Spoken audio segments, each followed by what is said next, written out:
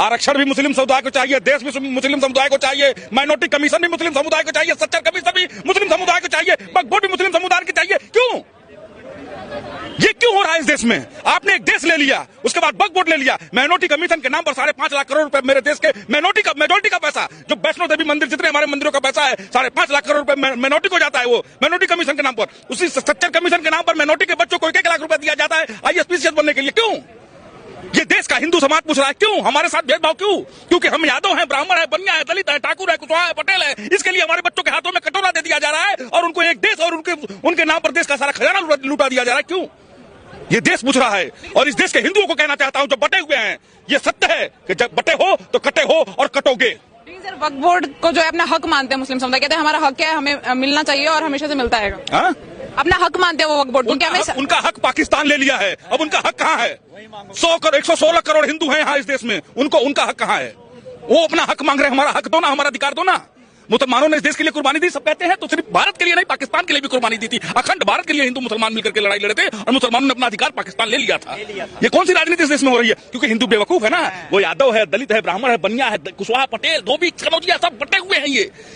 उनको पूछो तो फलाने खान, हमारे पूछो फलाने तिवारी, फलाने यादव, फलाने शुक्ला, फलाने दलित, फलाने कुशवाहा, फलाने पटेल। यही जाति तुमको एक दिन इस देश में जैसे बांग्लादेश में हो रहा है, वही वैसा ही तुम्हारा इस देश में होगा हिंदुओं, अगर अभी भी तुम नहीं जागे तो। हमने नरेंद्र मोदी को इसलिए नहीं बैठाया कि सड़कें बनानी है। मैं मोदी जी से कहना चाहता हूं, मैं देश की सरकार से कहना चाहता हूं कि हमने आपको कुर्सी इसलिए नहीं दी है कि आप जो है आप सड़क बनाइए। हम सड़क तो बनती है, बनती रहेगी। हमने आपको जिस काम के लिए भेजा है वो काम आपको करना पड़ेगा। इस देश में सनातन धर्म बोर्ड चाहिए और वक्फ बोर्ड को नस्तो नाबूद करना है हमारा। ये हम मुस्लिम पर्सनल लॉ बोर्ड कह रहा है कि हमारी जमीन है, हमारे मुस्लिम समुदाय की, हमारे वक्फ बोर्ड की जमीन है, आप सरकार का उसमें क्या लेना देना? पर्सनल लॉ बोर्ड, वक्फ बोर्ड आया कहां से? वक्फ बोर्ड जितने 57 इस्लामिक मुल्क है, कहीं वक्फ बोर्ड है? नहीं है ना। भारत में ढोंग क्यों हो रहा है? ये फ्रॉड भारत में क्यों चल रहा है? दान में दी हुई जमीनें है ना, जो मुस्लिम समुदाय के अच्छे विकास के लिए। दान में नहीं दी गई है, कब्जा की हुई है जमीन है, क्योंकि उनकी सरपरस्त पार्टी कांग्रेस पार्टी थी जिसने उनको जो है वोट बैंक के लिए उनको कब्जा करवाया है। दान में नहीं दी गई हुई है, कोई अपनी जमीन दान में नहीं दे देता है। ये बेवकूफ बनाने का काम चल रहा है इस देश में और इस देश की जनता को समझने की जरूरत है कि नींद से जागो। कब तक सोओगे यार? कब तक जाति बटे रहोगे? तुम्हारा देश तुम्हारे हाथों से सरकता जा रहा है, लेकिन तुम जाति में बटे हुए हो।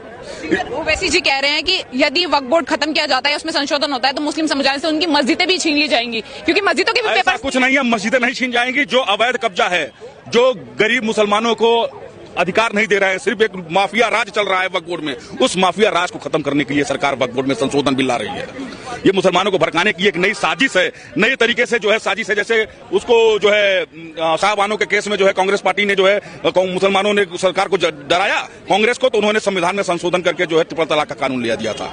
वैसे ही ये मुसलमानों का डराने का कानून है। और मैं इस देश से कहना चाहता हूं और उन लोगों से कहना चाहता हूं कि ये राजीव गांधी की सरकार नहीं है, ना कांग्रेस की सरकार है, ये भारत में भारतीय जनता पार्टी की सरकार है और इसे भारतीयों ने चुना है और जिस लिए चुना गया है यही सब काम है। जैसे कि वक्फ बोर्ड खत्म करने के लिए हमने मोदी को बैठाया है, ट्रिपल तलाक के लिए हमने बैठाया था, 370 के लिए हमने बैठाया था। हम जैसे जो काले कानून है इस देश में उसको खत्म करने के लिए हमने मोदी सरकार को बैठाया है और मोदी सरकार वो काम कर रही है। आप बोल रहे कि खत्म करवाना है, मुस्लिम समुदाय बोल रहा है दूसरा शाहीन बाग बना देंगे, पर खत्म नहीं होने देंगे। तुम शाहीन बाग बना करते देखो। अब देखो दिल्ली में राज्य डबल इंजन की सरकार है, महिला सीएम है। आप बनाओ तो डबल इंजन की सरकार दिल्ली में बैठी हुई है, शाहीन बाग बना करके देखो, समझ में आ जाएगा शाहीन बाग क्या चीज है। अब वो जमाना लद गए। और मैं यही कहना चाहता हूं कि भारत में अगर फ्रॉडगिरी करोगे तो आज 5 वक्त पढ़ रहे हो, कल 15 वक्त पढ़नी पड़ेगी, फिर भी नहीं हो पाएगा। ये कहते हैं ना, दिन में 5 बार कहते हैं ला इलाहा इल्लल्लाह, दिन में 5 बार अजान करते हैं, लेकिन अल्लाह इनकी नहीं सुनता है। क्यों? क्योंकि कुरान में लिखा हुआ है, मेरे मुसलमानों, मैंने आपके लिए इस दुनिया में सारी व्यवस्थाएं की है, लेकिन जिस दिन तुम मेरे रास्ते पर से उतरोगे, मैं ऐसा व्यक्ति भेजूंगा जो तुमको रास्ते पर ले आएगा। और ये वही व्यक्ति है, उसने ये नहीं बताया कि आधी आस्तीन कब पहन करके आएगा, वो किस रूप में आएगा, वो उनको पता नहीं चलेगा। वो व्यक्ति कौन है? वो अल्लाह ने भेजा है। अब किसको भेजा है वो तो वो जाने, वो समझे। 5 वक्त जो पढ़ रहे हैं, बार तो दिन में 5 वक्त पढ़ते हो ना, क्यों अल्लाह आपकी नहीं सुन रहा है? अल्लाह इसलिए नहीं सुन रहा है कि आप अल्लाह के प्रति ईमानदार नहीं हो, इसलिए अल्लाह आपकी नहीं सुन रहा है। वक्फ बोर्ड को खत्म नहीं होने देंगे, अपना धर्म बचाएंगे, वक्फ बोर्ड से उनका धर्म बचेगा। सर एक पत्रकार महोदय, मैं ये कह दूं, जो एक बड़ी सच्चाई, अगर वक्फ बोर्ड पे अंकुश नहीं लगाया जाए, वक्फ बोर्ड पे अगर अंकुश नहीं लगाया जाए तो एक बड़ी सच्चाई दुनिया के सामने आ जाएगी।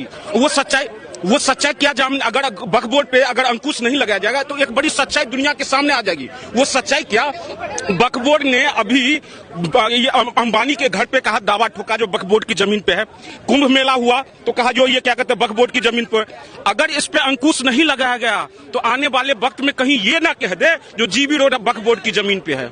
जीबी रोड, क्योंकि हमारी अम्मी जान, हमारी फूफी जान यही काम करती थी, तो कहीं ऐसा ना हो, इसलिए मैं कहता हूं इस सच्चाई को पता ना चले लोगों को, इसलिए वक्फ बोर्ड पे अंकुश लगना चाहिए। और अभी नागपुर में जो घटना हुआ उसके लिए मैं कह देना चाहता हूं, जो ऊपर खुदा नीचे खुदा, ऊपर खुदा नीचे खुदा, आगे खुदा पीछे खुदा, दाएं खुदा बाएं खुदा, जहां नहीं खुदा है ना वहां अब खुदेगा, अब खुदेगा। अब क्या खुदेगा तो कब खुदेगा। मैं कहता हूं जो हम लोग इस देश में राम राज की परिकल्पना क्यों करते हैं, बात को समझिए इस चीज को।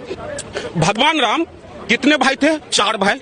एक पिता की वचन को पूरा करने के लिए 14 वर्ष की वनवास चले जाते हैं। जिस भाई के लिए छोड़कर जाते हैं वो भी भाई भरत वनवासी की तरह रहता है। यहाँ शाहजहां के कितने पुत्र, 4 पुत्र। शाहजहां को औरंगजेब ने अपनी सत्ता हासिल करने के लिए कारागार में डाल देता है। अपने भाई दारा सिकाहो का गर्दन काट देता है। उसके बाद एक सुराही पानी देता है उसको पीने के लिए। शाहजहां तब अपनी किताब में लिखता है, तुमसे अच्छा तो वो हिंदू काफिर है जो मरे हुए बाप को भी पितृपक्ष में पानी पिलाता है। तू कैसे संतान है जो जिंदे बाप को भी पानी नहीं पिलाता। टॉपिक पे आते, जैसे वक्फ बोर्ड की जो बात चल रही है, मुस्लिम समुदाय कह रहा है कि हम दूसरा शाहीन बाग बना देंगे, ना ही संशोधन होने देंगे ना ही हटने देंगे। तो शाहीन बाग जैसे हालात यहाँ पे क्रिएट होते हुए दिखाई दे रहे हैं, तो लग नहीं रहा है कि यहाँ पे हटाने देंगे। अब वक्त वो नहीं रहा। मैं इसलिए कह दिया जो वो वक्त नहीं रहा जो तुम शाहीन बाग बनाओगे, अब शाहीन बाग बनने नहीं देंगे। ये देश की जनता जागरूक बन चुकी है, शाहीन बाग दोबारा इस देश में नहीं बन सकता है। दूसरी बात मैं यही कहता हूँ, वक्फ बोर्ड केवल एक डीएम की उसमें डीएम की अगर उसमें स्वीकृति मिल रही है तो उससे उसको क्या दिक्कत है, दिक्कत क्या है।